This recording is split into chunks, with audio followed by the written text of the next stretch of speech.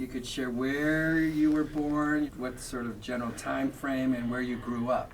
I was born August 6, 1939, and I was born in a place called Stepan, Poland. It was Poland in 1939, and then got carved up and became part of the Ukraine. My name used to be Zelda Kamieniecki, and in Poland and so forth during the war, and survived by being hidden in the forest with my mother and others. And then after the war, went west, as a lot of people did, and ended up in a DP camp in Germany in a place called Neu-Ulm. Came to the United States December 23rd, 1949. And that's when my name got changed. I went from Zelda Kamieniecki to Sally Cummins. Don't ask me why, but that's what happened. And what brought you to the States? How did that happen? There was nothing to go back to. We ended up in Wisconsin, in Madison, Wisconsin, because you had to be sponsored to be able to come. And there was an organization there, a Jewish community organization, that sponsored us along with other families who had survived and were immigrating to the States. My legal age is different. My legal age shows me as being born in 41. My mother remarried after the war, and in order for her husband, my stepfather, because of the quotas, to come over with us, they forged.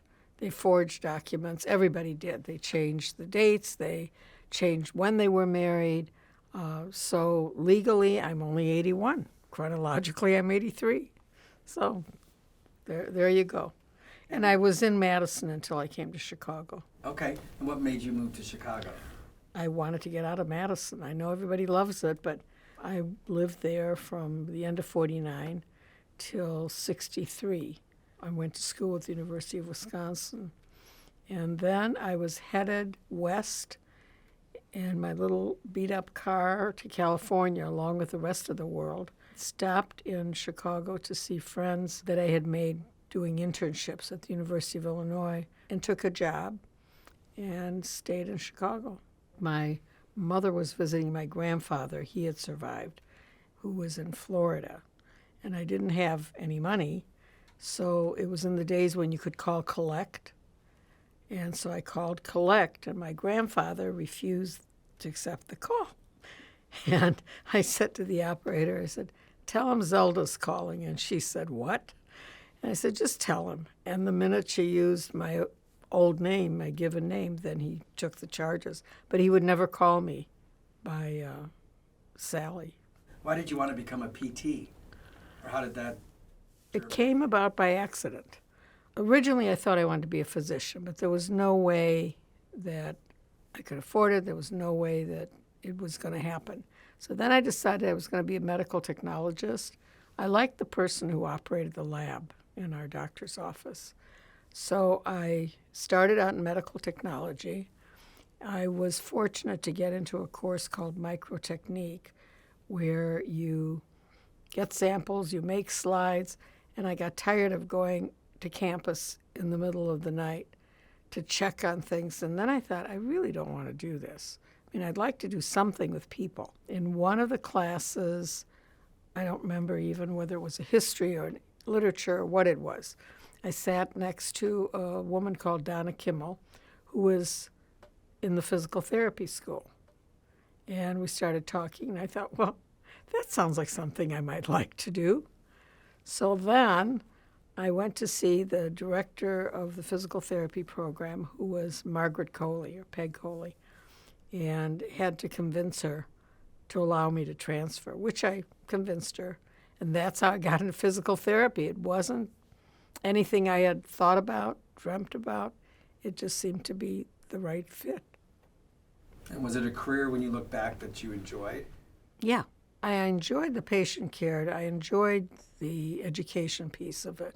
I graduated in 63. I enjoyed the aspect of helping people recover from a disability, from an illness. I enjoyed the education piece of it because it gives you the opportunity to really influence a lot of people. I mean, you're influencing the students that you teach, but then those students go out into the community and they work with whether it's patients and families and other professionals.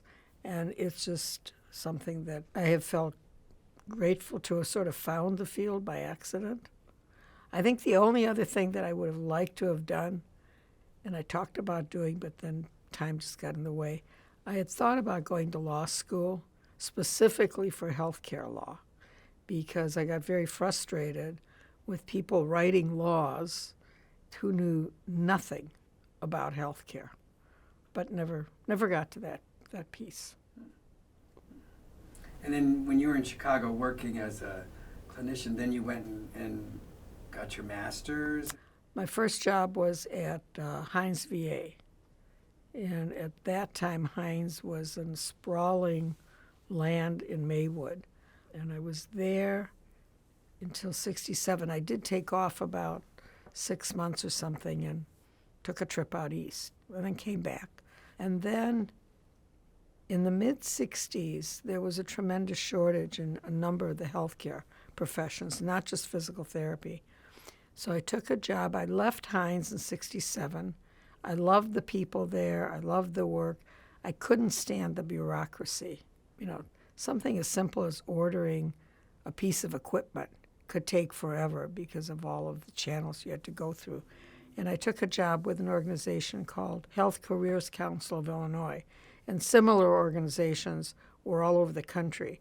And I spent from 67 to 70 there as program director doing career education and traveling the state, working with auxiliary groups, high schools, elementary schools, trying to encourage people to enter the health professions, not just physical therapy.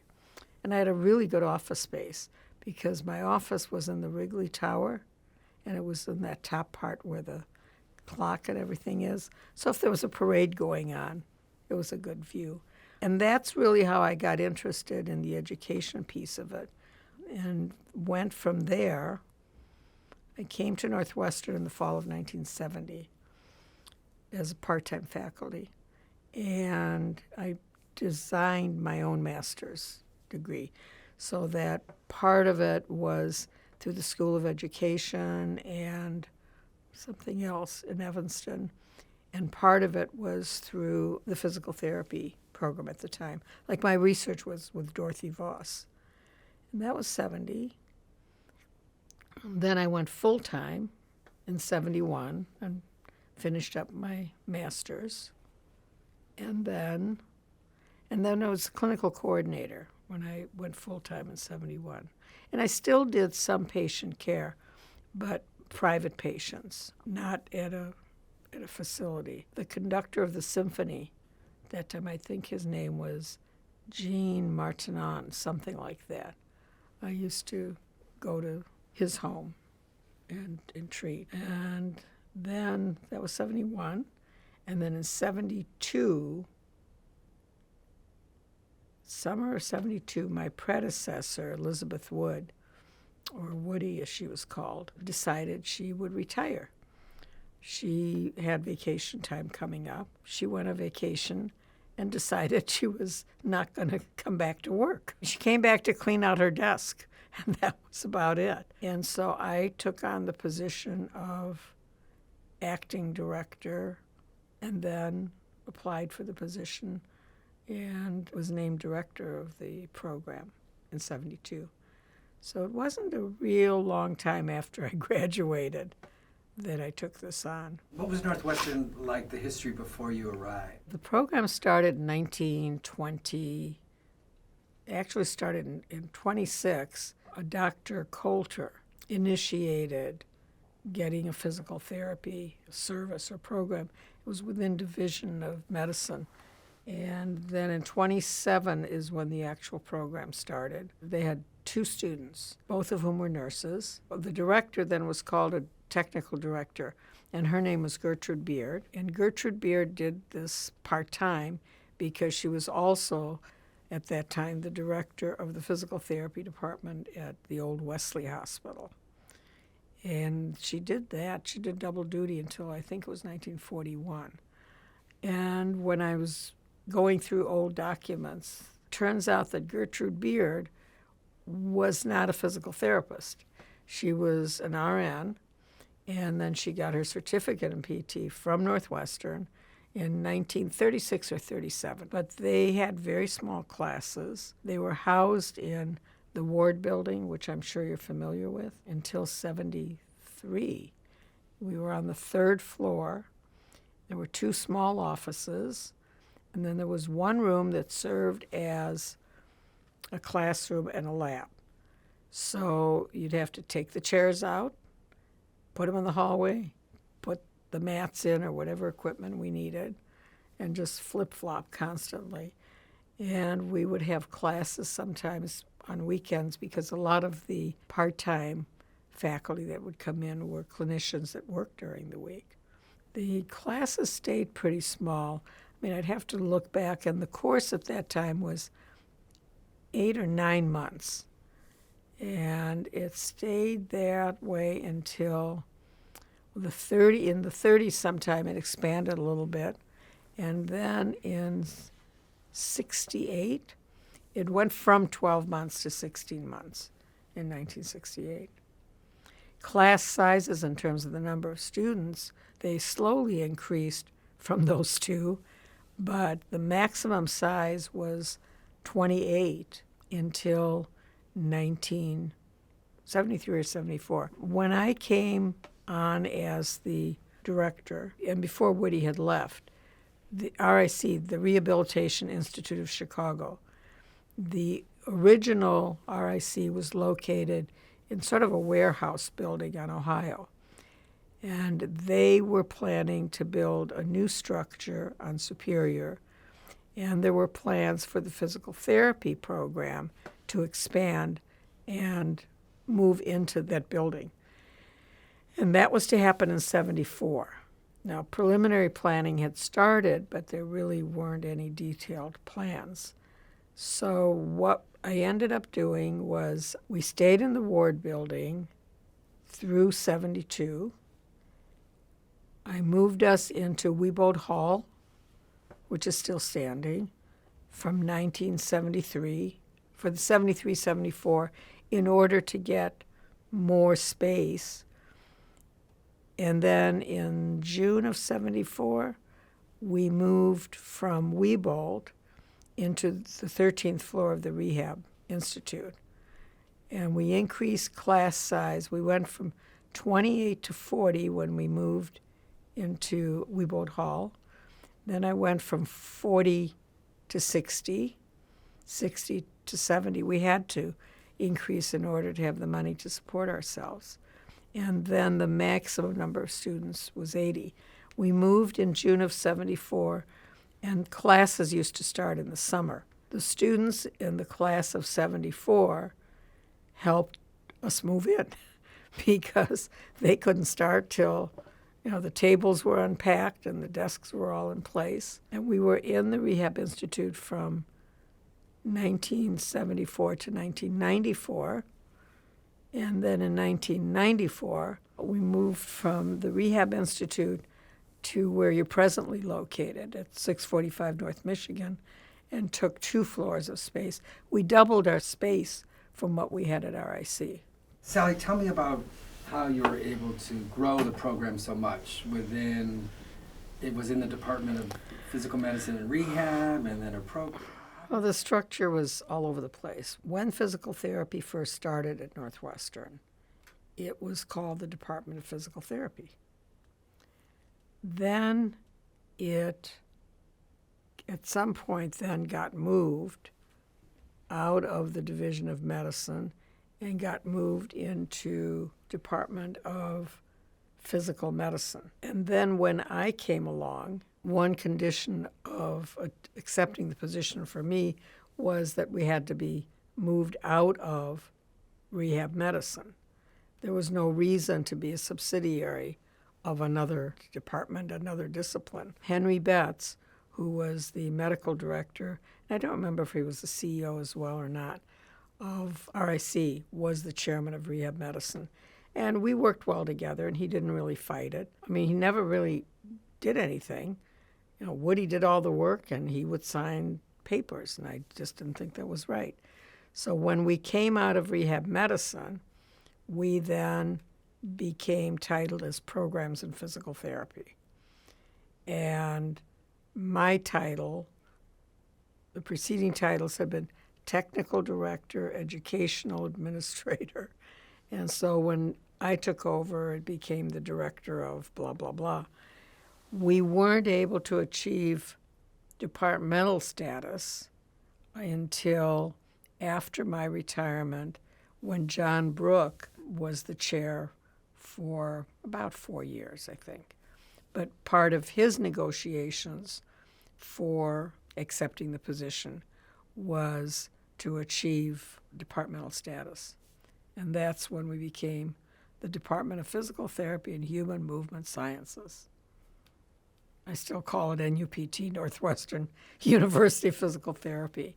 When you say, how were you able to do all of that? Finances play a big part in all of this. Financially, whatever we brought in the form of tuition would go into a big pot of money, and some of it would end up wherever, and we got a small piece back.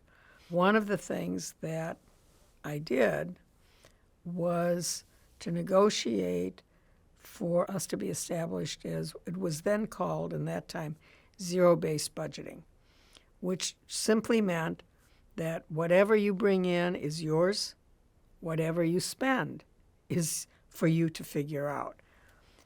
And there was a man named Robert Damon who was in the finance office of the medical school, and I worked with him, and I got us on a zero-based budget.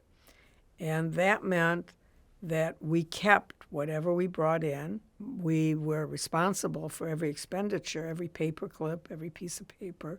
But by the same token, you could plan easier, and we would start to build reserves, money that could be used later. Some of it, for example, in 1993 was the first time that we offered quarter tuition grants that had never been done before.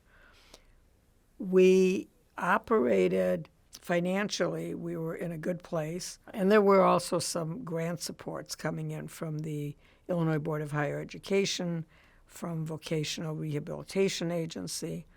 Credentials varied. So originally the program offered a certificate in physical therapy. And originally you did not have to have a bachelor's degree when you came in. That changed. In 1953 or 54, the university approved a bachelor's degree to be awarded in physical therapy if, in addition to the PT requirements, you met the requirements that the university had in sciences and English and so forth. And then through the 70s, you could get a bachelor's and or a certificate. And then in 1977, the only way you could get a certificate was you had to have a BA or a BS coming into the program. Then in 1980, by 1980, no more certificate. And certificates were offered at other physical therapy schools.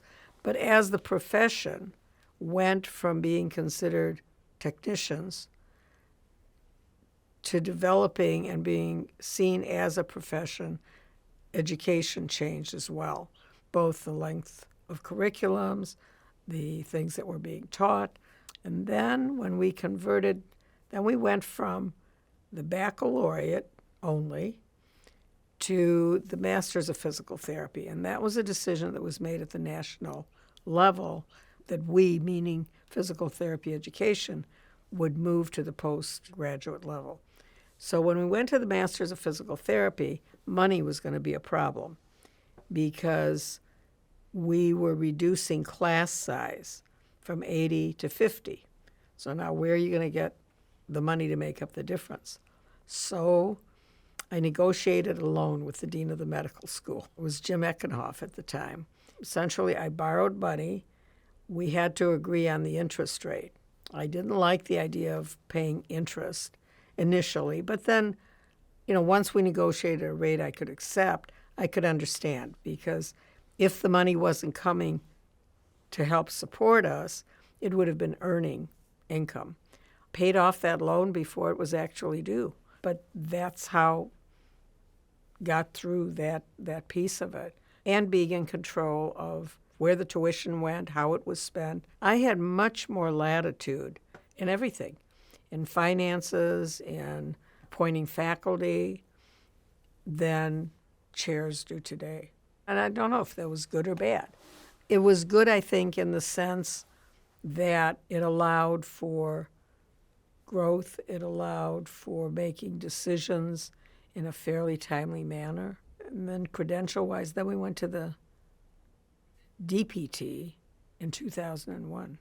How did you navigate the medical school, which I'm thinking at the time in the beginning was male-dominated or mostly a male environment, and you were a program director, and what was it like during that time in the 70s and 80s? How did you navigate that work? Persistence. Never turned down a good challenge.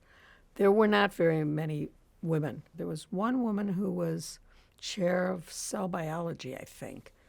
Her name was Patricia something. I forgot her last name. I just did it. I mean, I really don't know how, or I will tell you, during that time, I was also very active in our professional association, both at the state level. I had been active in the local, and then I was serving on board of directors of the American Physical Therapy Association. And at some social function, a gentleman who should remain nameless came up to talk, and he was the director of another school elsewhere, and wanted to know. He said, I need to ask you something. I said, go ahead. What is it you want to ask? And he said, I understand you're married. And I said, yes. And then he said, well, and I understand, I know you run the program at Northwestern. I said, yes. And you're on the board? Yes. And you're doing some stuff with this world organization? I said, yes. I said, I don't understand you, though. What's your question? What is it you want to ask? And I said, the board is made up of men and women. Some of us are married, some are not. Some have children, some don't. So why are you asking me this? And he looked at me and he said, well, but they have a wife at home. And I said, well, guess what? Do you think you could get me one? And we talked, and, he did not mean to be insulting or negative. He just really could not grasp the idea that you could be female, you could be male and do multiple things. But to be female and do it didn't make any sense to him. I don't know. I juggled. I think I've told a lot of people that I've always felt like I'm juggling 10 balls up in the air or 10 oranges, and if one falls, you pick it up and you just keep going. Your family was starting then in the 70s? In my first marriage, I had grown kids. I mean, they were, like middle school, but they didn't live with us in high school age. And then when I remarried, 79, then I had a daughter at home. Whenever I could, if I was traveling to a meeting, but whenever I could, I took her with me so that she could understand and see, what Mom was doing. She was taking piano at the time. I never missed a piano recital. I was active in her school activities, room mother and playing softball with the kids. I'm not an athlete. I can't explain it. I just did it. And it all seemed to work out. And during your time in the 60s, maybe you started getting in the professional organizations. When did you start getting involved in? I started getting involved with the way the organization, the professional organization worked is that there was the national umbrella, the APTA, and then there were chapters, meaning state organizations. And then in individual states, there were frequently divisions called districts. So I started getting involved about 65, 66 in the district, serving on committees and then as chair. And then I was involved with the chapter in the 70s, and I was to the point where I became president. And then I was asked if I would accept to be nominated for the National Board of Directors. And I said yes, with one condition, that I was at that time serving as president of the Illinois chapter. And I said, I've made that commitment. If elected, there would be an overlap. They said, well, it hasn't been done before. There's no rule that says it can't be done, but it hasn't been done. I said, well, if you can guarantee me that I would not be required to step down, then yes, I'll run. So I was elected to the board that first time, and I continued to serve as chapter president. And I didn't see any conflict of interest. Then I took a year off the board and ran for the board a second time. And then I became involved with the World Confederation for Physical Therapy, which is an international organization, through my interests in just understanding different cultures and understanding, here in the States, we're arguing about moving professional education to the baccalaureate and the post-baccalaureate. And in many countries around the world, they're fighting to see if they can even get to the point of having a college-level program. But I was involved with the World Confederation on various, at the regional level, and then as vice president of the international organization. How did those professional experiences impact your role at Northwestern? How do you think that, and vice versa, how did what you did at Northwestern impact those professional roles? Interacting with people from all over the world, developing countries, developed countries, watching and learning how they managed to provide rehab services in some really, really unbelievable conditions, I think gave me even a greater appreciation for what we could do, how much we could do, what we have. And I was involved at that time also in the United States, how to deal with physical therapists, and they were called physiotherapists in most of the rest of the world, who came to the United States to work. How do you evaluate their educational credentials and sort out whether they're similar to our education? Because by then, licensure was either permissive, meaning you didn't have to be licensed, but it was a good idea, to when it became mandatory. So all of that sort of, came together. Taking what we had in our education here and at Northwestern and trying to share some of that. I went to places like India, Venezuela, South Africa, Denmark, and there's, so many differences. You just have to learn how to maneuver the waters.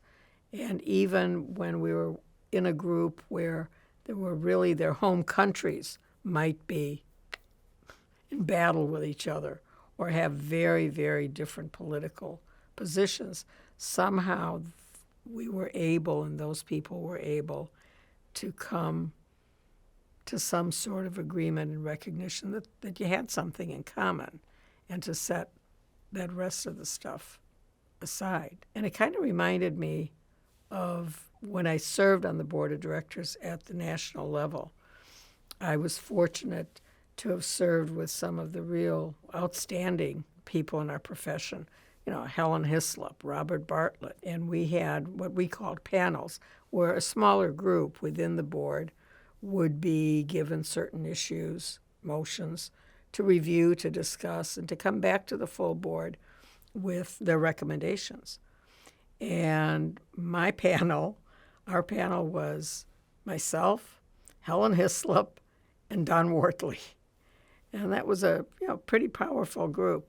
Don Wortley suggested that we have a plan A and a plan B, so that for everything we were assigned, we would develop two plans. Plan A was the optimum of what we hoped to achieve.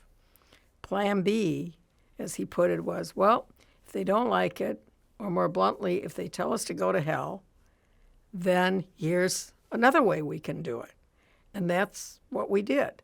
What was outstanding for the group that I served on the board with is that no matter how much we could disagree in meetings about how an action should be taken, what decisions should be made, that once the group reached a decision, even if you didn't like it, even if you were opposed to it, that you supported it, that somehow we were able to talk to each other and to accept each other.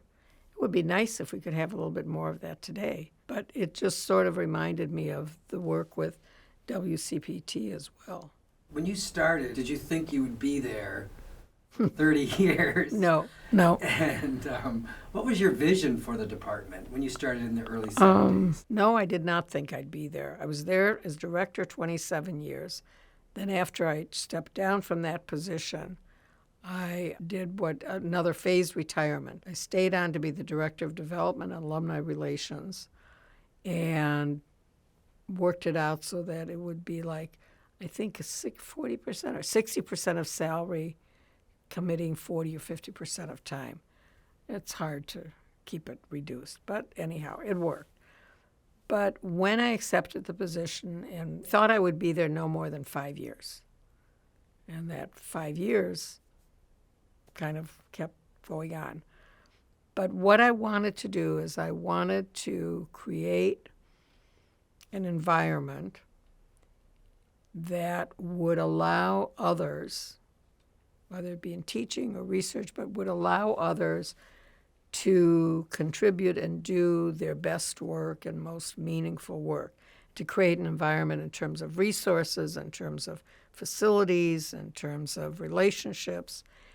And I knew that if that was to be my primary objective, my primary goal, that meant that if I had ambitions to be a great researcher, which I didn't, but if I had ambitions for a certain area of my own, that had to take second place. My main concern was creating a place where others could do their best work. And looking back in the number of quality faculty that we've had over the years that are in very, very different positions. They're leaders in educational programs. They are leaders in research.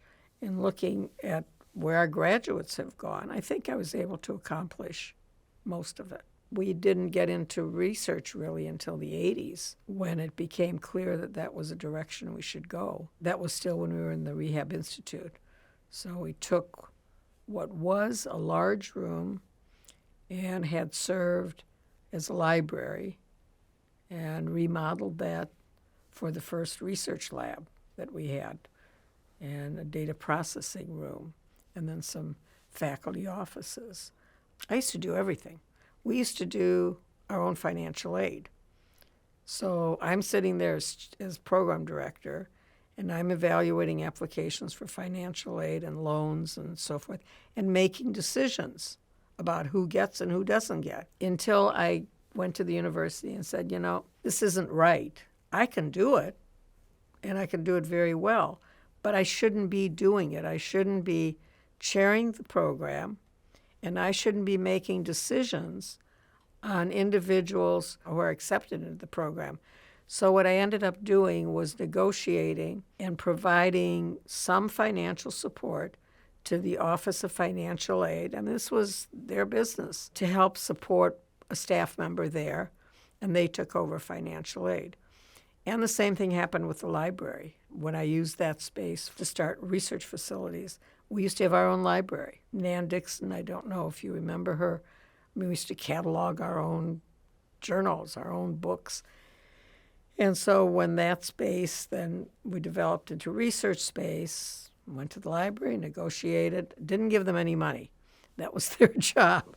And they took over a large piece of collections. Northwestern's always been in the top 10, top 5 PT programs. Yes. Was that part of your vision? Was that something you wanted to make happen? I was delighted that it happened, but that wasn't at the top of my agenda. I'm happy that we were there, and I'm happy that we continue to be there. But I think we're there because of the quality of faculty, the quality of the education we provide and continue to provide, how well we've done over the years in generating support for research. At Northwestern, the PT school, over the years, we've had a lot of firsts. Randy Perkins was an anatomist and was in 1975, 74, 75. He used to teach, he was in the department, it was then called anatomy and physiology. And he used to teach anatomy to our students. And he was great at it.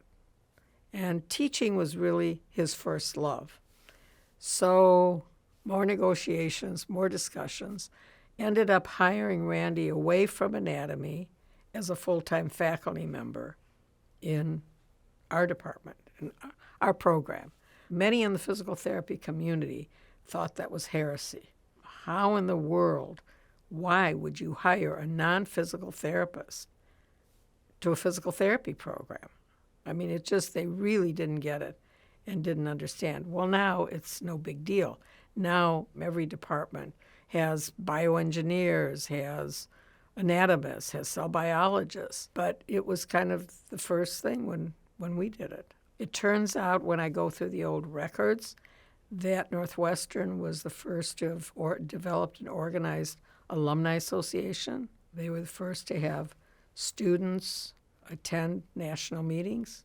But when those students in the 30s attended a local meeting, they had to pay 25 cents to, I don't know whether it was for the chair to sit in or to get in.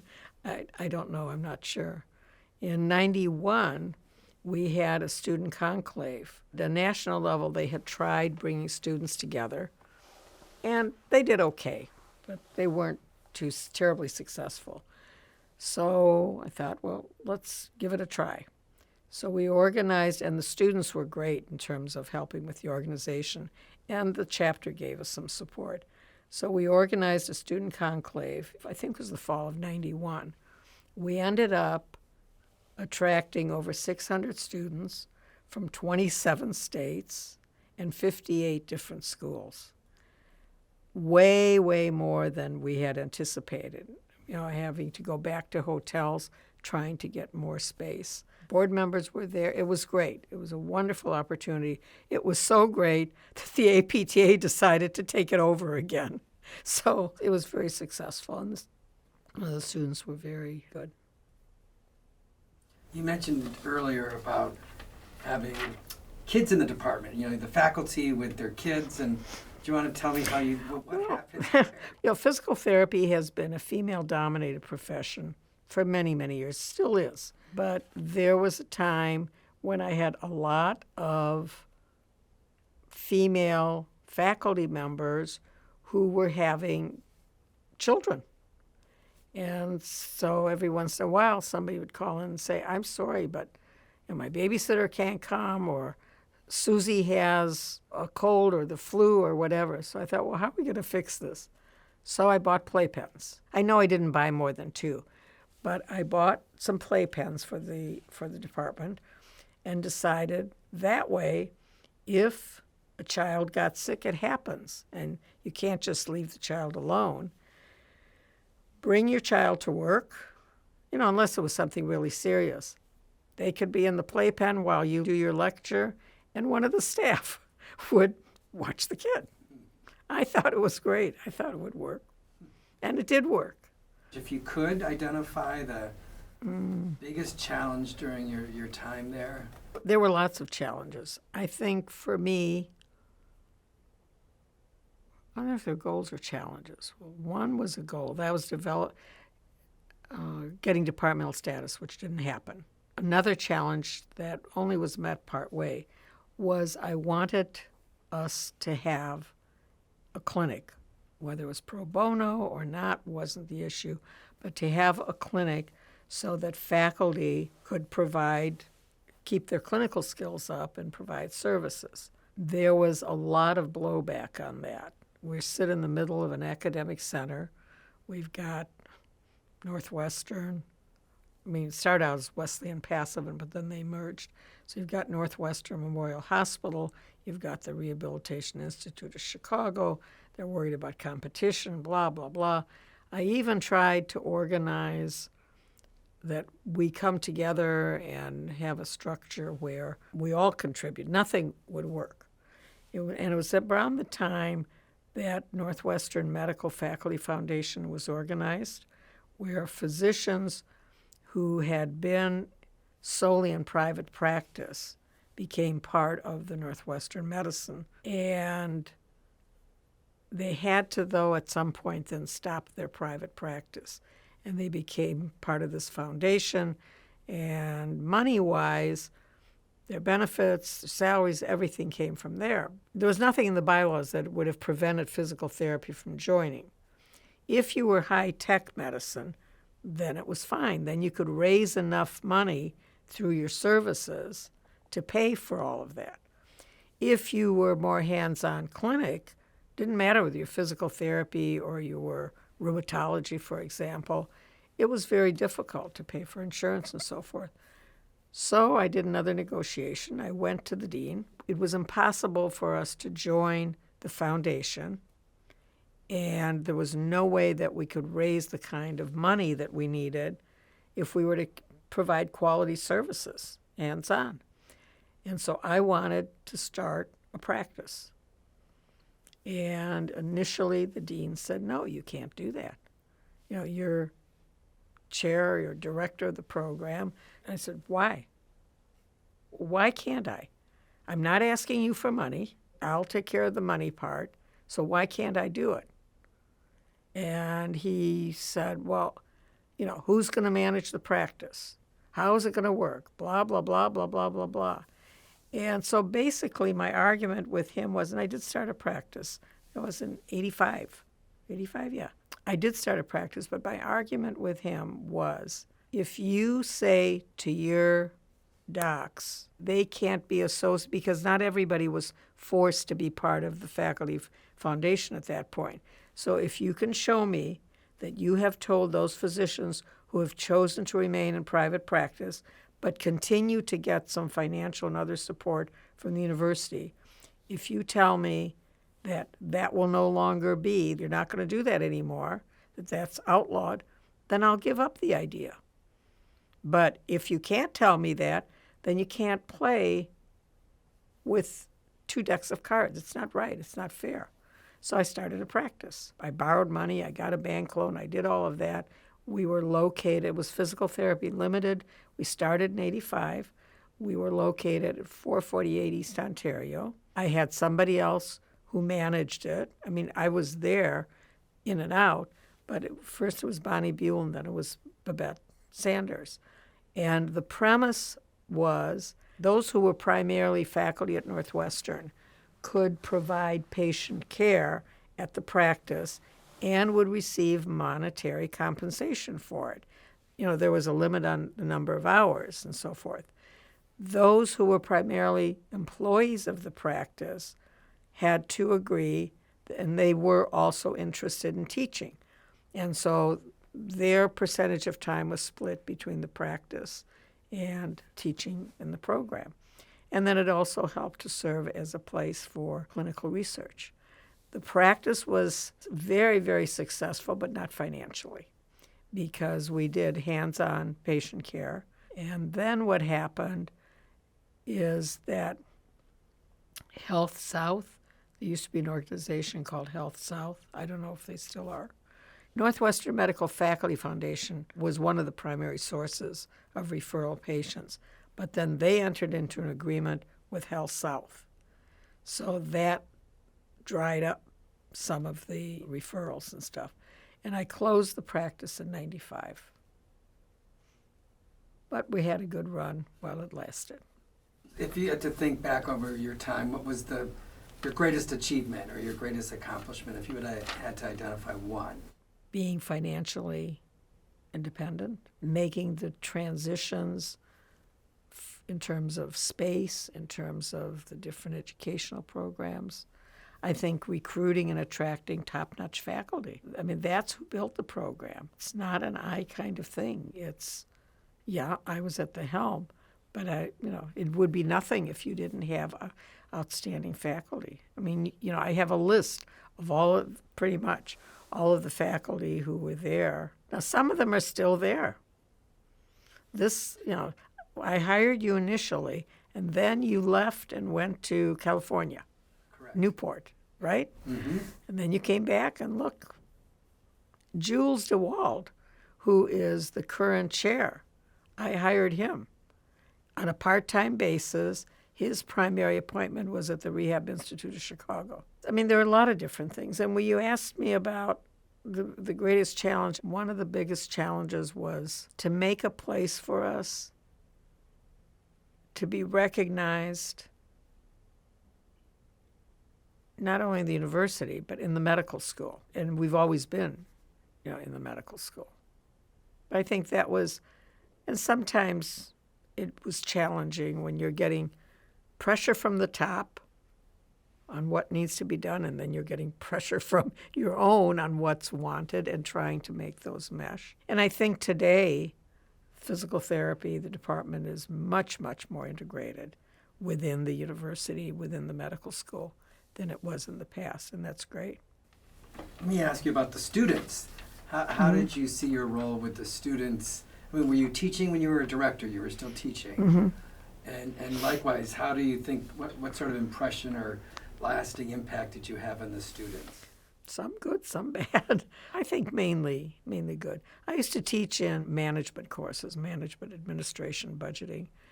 And when they were in class, I can't tell you how many times I could see the eyes rolling or thinking, oh, I'm never going to use this stuff. Why is she giving this to us? And then could be a year later, 6 months later, I'd get a call from some graduate that would say, I wish I would have listened more when you were talking about budgeting because I'm doing such and such and I don't remember, don't have the notes. Can you recommend something? I think the fact that I was involved in the profession at various levels was a good image to set, a good goal to set for the students. I think getting some of them interested in giving back, I think that was good. They also knew, don't mess around with me. I pretty much know what's going on.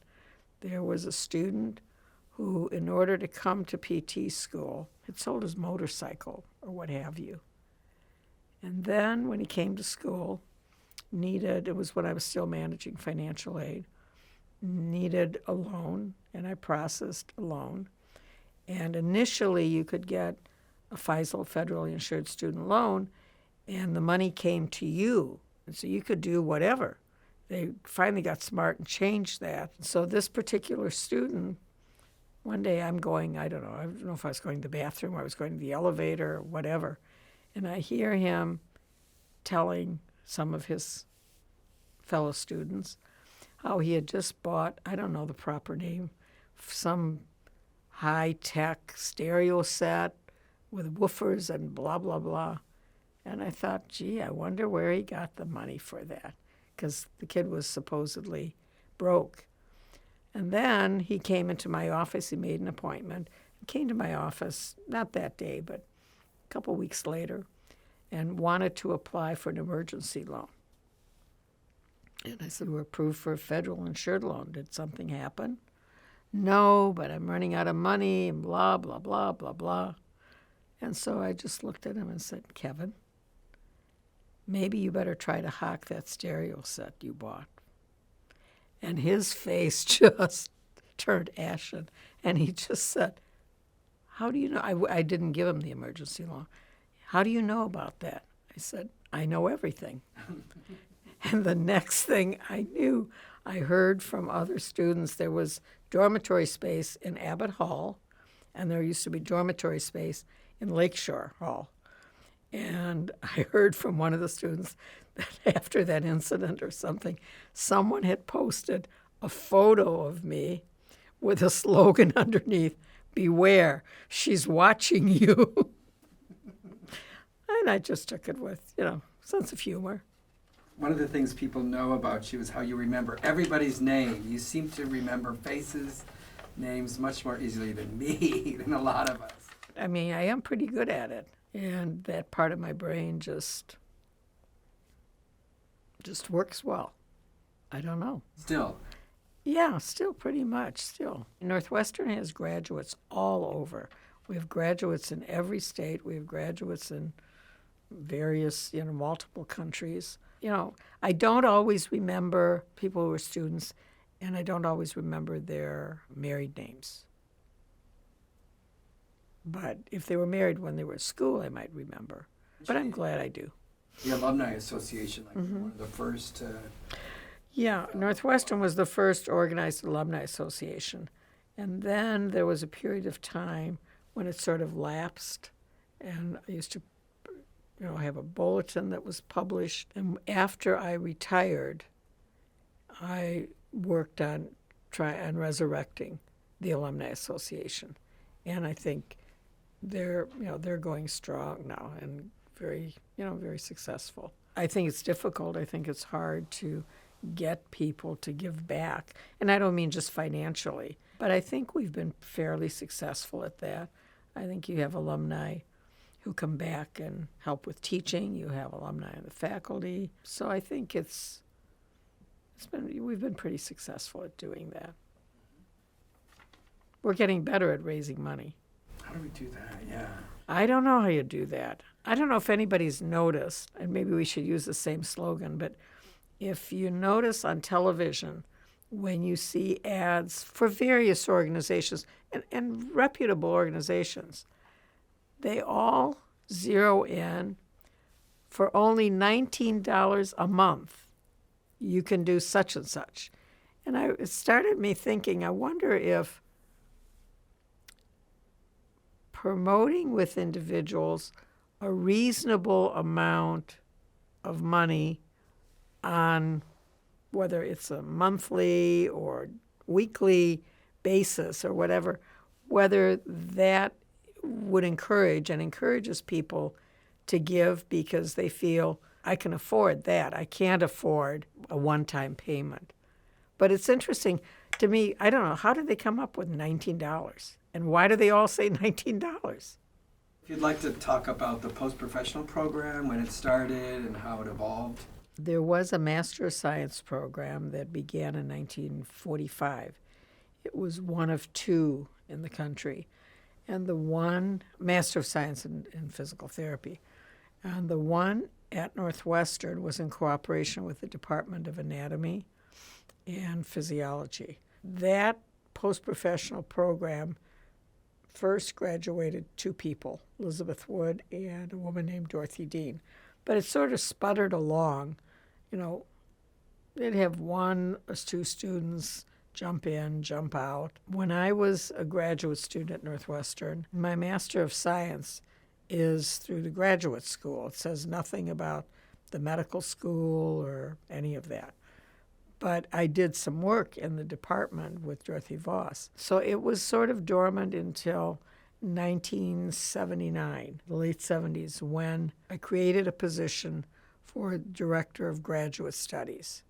And the first one was Jim Morrow. And the program was redesigned in order to create a curriculum that reflected what was going on in the profession. There was a gerontology.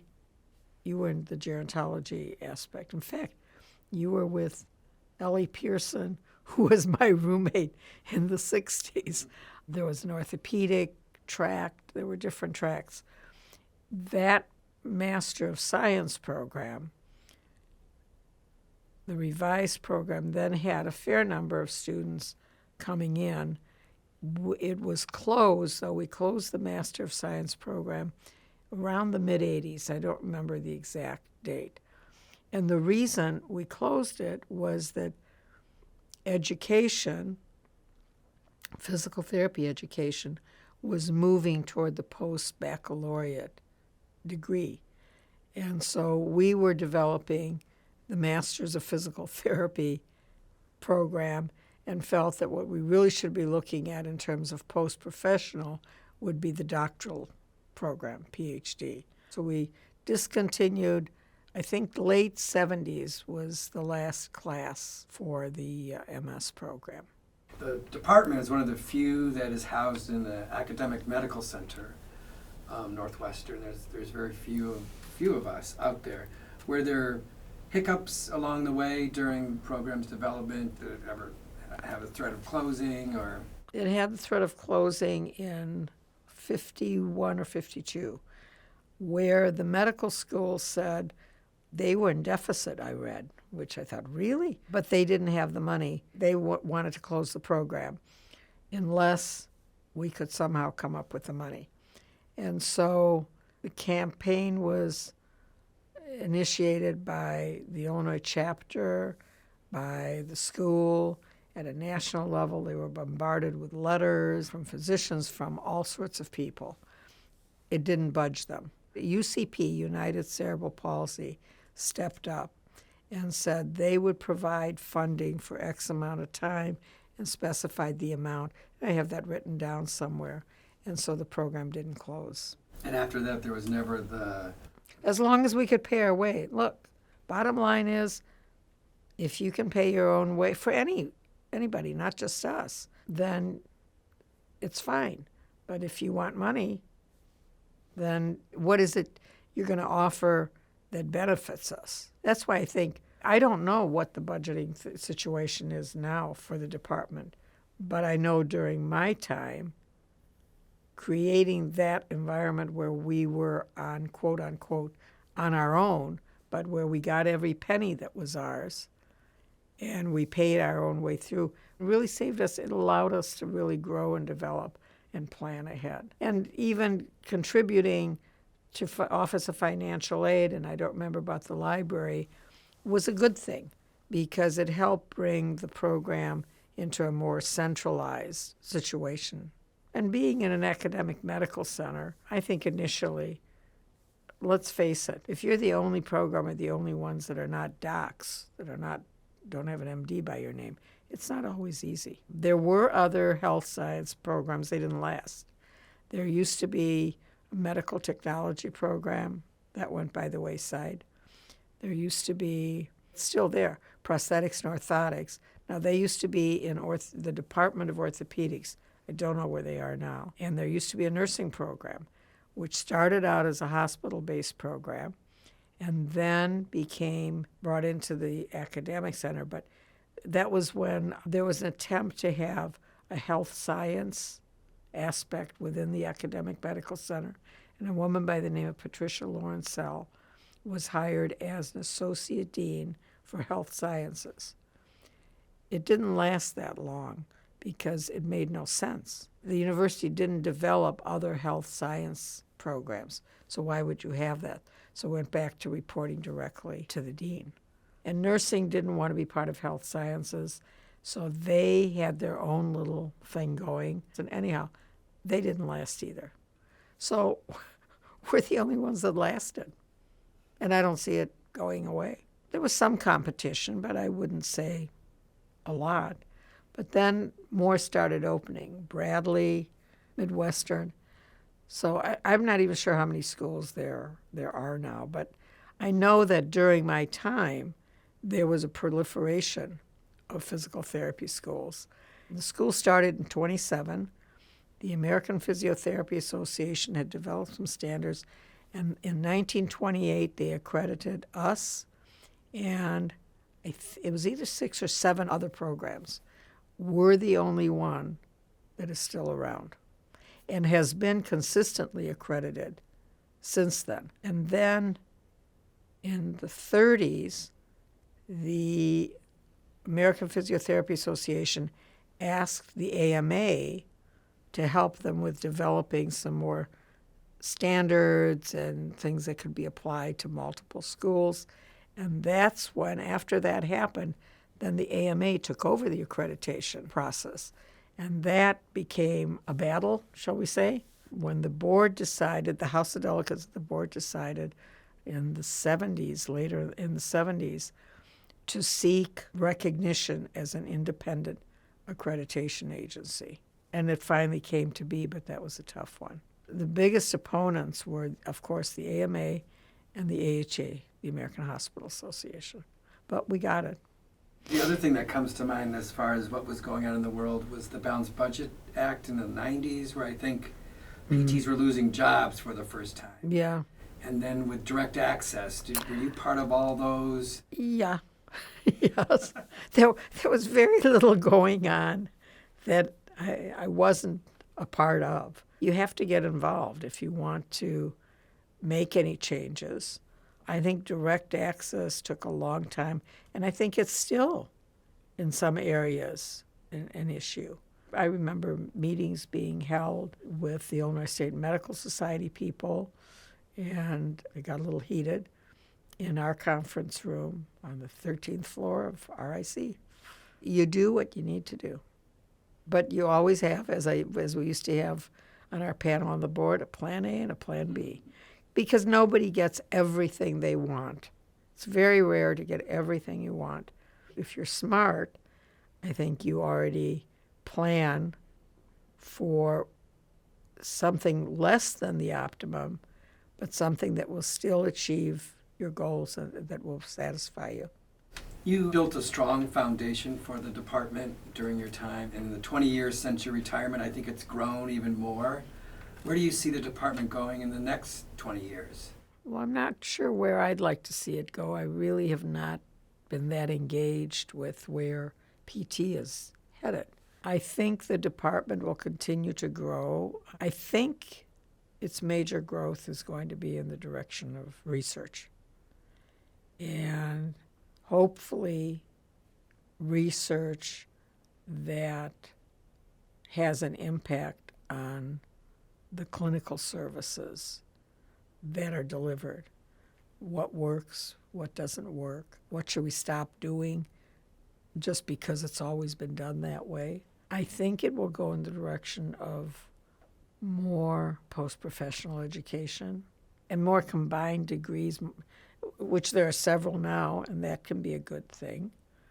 My hope is that we don't lose track of the clinical aspect of physical therapy and the hands-on delivery of services. My hope is that that continues to be a strong component of Northwestern's program, of any PT program, but certainly Northwestern's program, and that we have more success in getting alumni to give back to the program, the university, but specifically the program. We were at the break talking a little bit about numbers and how many deans you may have worked with or how many presidents. And then I was even thinking if you probably, I don't know if you've done this, added up how many students. You had a class of 40, a class of 80. God, I don't know. It's in the thousands, but that's something I'd like to do at some point is add up the number of graduates of each of the years. But in the thousands. I think I've been through 5 or 6 deans. When I came aboard, it was Dean Young. Then it was James Eckenhoff, and his son, Ed Eckenhoff, I think I already said this, was the CEO of the Rehab Institute. He was a great guy. And then he went to the National Rehab Hospital in Washington. Then after Eckenhoff, it was Harry Beatty. And after Harry Beatty, it was Harvey Colson. And he didn't last very long. And then after Colson, it was Kessler. And I retired when Kessler.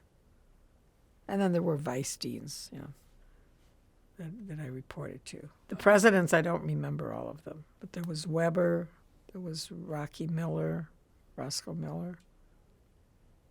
There was, I don't remember when Beenan was. I think Beenan was, they come and they go. We were lucky to have you in class last week. You're volunteering now to help out in class. It's fun. Any advice to these students, to these students and the class behind them? Any advice to DPT students? Find something in your work that you're really passionate about. Give back. Be persistent. Fight the good fight.